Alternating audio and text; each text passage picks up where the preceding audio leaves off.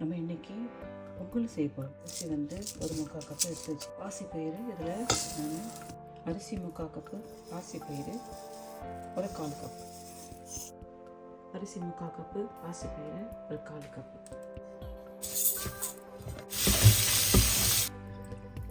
இதில் தண்ணி ஆட் பண்ணலாமா? 3-3.5 கப்பு நம்ம தண்ணி சேர்க்கணும். அதில் கொஞ்சமாக உப்பு போட்டு கொஞ்சமாக உப்பு சேர்த்து நம்ம இதில் கொதிக்கிட்டு இதை கொஞ்சம் போட்டு மிதமான தீயில் கொஞ்ச நேரம் வேக வைக்கணும். இதில் இந்த வெல்லம் எடுத்து வச்சுக்கிறோம். கொஞ்சம் திட்டமாக தண்ணி சேர்த்து பாவு காசிக்கணும்.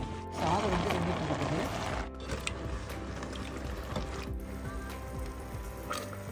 பாருங்க, பாவு அப்படியே கரைஞ்சிச்சு. ஏலக்காய் தட்டி வச்சுக்கிறேன். தட்டி வச்ச ஏலக்காயை நம்ம இதில் ஆட் பண்ணுறோம். ஒரே ஒரு கிராம் போட்டுறோம். ஒரே ஒரு கிராமை சும்மா அப்படி தட்டுறோம், அவ்வளோதான். ஒரே தட்டிட்டு அந்த 1 கிராமை இப்படி இதில் சேர்க்குறேன். ஏன் கிராம் சேர்க்குறேன்னா இது தனியாக உங்களுக்கு ஒரு நல்ல வாசனை வரும். பாருங்க, பொங்கல் நல்லா வெந்துட்டு இருக்குது. நம்ம எல்லாத்தையும் வடிகட்டிட்டோம். நல்லா இதை அடிக்கணும். சர்க்கரை கொஞ்சம் ஆட் பண்ணுறோம்.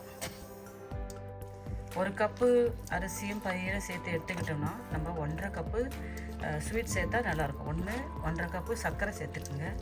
இல்லை 1.5 கப்பு வெல்லம் எடுத்துங்க.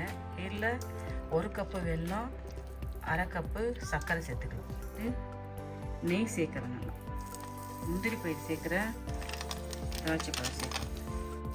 முந்திரி பயிர் திராட்சை பழம் சேர்த்து முந்திரி பயிரும் திராட்சையும் நல்லா வதங்கிடுது. இப்போ நம்ம வரத்தை இதெல்லாம் ஆட் பண்ணிவிட்டு இது அழகாக ஜென்டெல்லாம் அழகாக செஞ்சுக்கலாம். பாருங்கள், எண்ணெய் அழகாக மீதி நெய்யை இதில் ஊற்றிடலாம். எடுத்து வச்ச மீதி நெய்யும் நம்ம இதில் ஊற்றி ஜென்டெல்லாம் கிண்டலாம். வச்சு அந்த கற்பூரத்தை பொடி பண்ணி போடணும். நான் இந்த பச்சை கற்பூரத்தை நான் பொடி பண்ணி அதில் சேர்க்குறேன். கொஞ்சம் வாசனை 2 விரலால் எடுத்து அதை சேர்க்குறேன். 2 கப்பு தண்ணி, 1 கப்பு பால் ஊற்றி கூட வேக வைக்கலாம். உங்களுக்கு விருப்பம் இருந்தால் சேருங்க. இப்போ நான் இன்றைக்கி வந்து வெறும் தண்ணி தான் போட்டு வேக வச்சுருக்கேன். பொங்கல் டெஸ்ட் பண்ணி பார்க்கலாமா?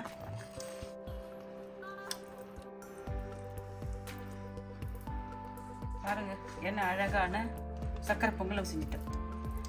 பாருங்கள், சாப்பிட்டு பாருங்கள் எப்படி இருக்குதுன்னு பாருங்கள். நல்லா குழஞ்சி வந்துருக்குது.